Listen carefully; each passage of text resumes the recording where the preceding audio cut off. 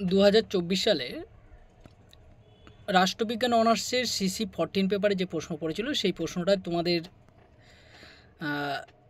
দেখাচ্ছি। দেখো তোমরা, তোমাদের যে 15 নম্বরের 15টা 1 নম্বরে যে প্রশ্ন পড়েছিল সেই প্রশ্নগুলো যেগুলো পড়েছিল, ফার্স্ট প্রশ্ন ছিল ভারতীয় প্রশাসনিক উত্তরাধিকারের একটি বৈশিষ্ট্য লেখো। সেকেন্ড প্রশ্ন ছিল স্থায়ী প্রশাসন বলতে কী বোঝো। নেক্সট প্রশ্ন ভারতীয় রাষ্ট্রকীর্তকের একটি বৈশিষ্ট্য লেখো। পরের প্রশ্ন ভারতের সংবিধানের 310 নম্বর ধারার গুরুত্ব কী। পরের প্রশ্ন সিবিআই কথাটির পুরো অর্থ কী। পরের প্রশ্ন প্রশাসনিক আদালতের একটি কাজ লেখো। নেক্সট প্রশ্ন রাজ্য রাষ্ট্রকীর্তক কমিশনের সদস্যদের কে নিয়োগ করেন। পরের প্রশ্ন পিএমওর একটি কাজ লেখো। নেক্সট প্রশ্ন ক্যাবিনেট সচিবের প্রধান ভূমিকা কী। পরের প্রশ্ন এসডিওর ভূমিকা কী। পরের প্রশ্ন জেলা প্রশাসনে জেলা সমাহর্তার একটি কাজ লেখো। পরের প্রশ্ন ভারতের প্রথম লোকপাল হিসাবে কে নিযুক্ত হন। পরের প্রশ্ন ব্যয় নির্ধারণী কমিটির একটি কাজ লেখো। পরের প্রশ্ন সর্বশিক্ষা অভিযানের একটি উদ্দেশ্য লেখো।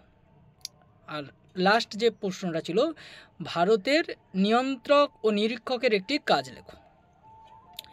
এবার দেখো 10 নম্বরে মডিউল 1-এর যে 10 নম্বরের প্রশ্নগুলো পড়েছিল, ফার্স্ট প্রশ্ন ছিল ক্যাবিনেট সচিবের ভূমিকা আলোচনা করো। সেকেন্ড প্রশ্নটা ছিল ব্লক উন্নয়ন আধিকারিকের কার্যাবলী আলোচনা করো।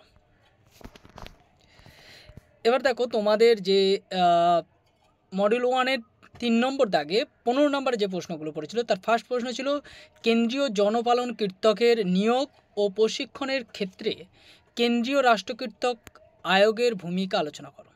পরের প্রশ্ন প্রধানমন্ত্রীর দপ্তরের ভূমিকা বিশ্লেষণ করো। প্রধানমন্ত্রীর দপ্তরের ভূমিকা বিশ্লেষণ করো। এবার মডিউল 2-তে দেখো, মডিউল 2-তে যে প্রশ্নগুলো পড়েছিল তার ফার্স্ট প্রশ্ন 4 দাগের ফার্স্ট প্রশ্ন জেলা পরিষদের গঠন ও কার্যাবলী আলোচনা করো। পরের প্রশ্ন সরকারি গাণিতিক কমিটির গঠন ও কার্যাবলী উল্লেখ করো। আর 5 নম্বর যে দাগে পড়েছিল বাজেট কাকে বলে এর গুরুত্ব আলোচনা করো। আর লাস্ট প্রশ্ন ছিল লোকপালের নিয়োগ কার্যাবলী ও গুরুত্ব বিশ্লেষণ করো। এই ছিল তোমাদের 2024 সালের প্রশ্ন। আমার এই ভিডিওর ডেসক্রিপশানে আমি প্রিভিয়াস ইয়ারের প্রশ্নের যে প্লেলিস্টের লিঙ্কটা দিয়ে দেবো। তোমরা বিগত বছরের সমস্ত বছরের প্রশ্নগুলো তোমরা ওখান থেকে দেখে নাও।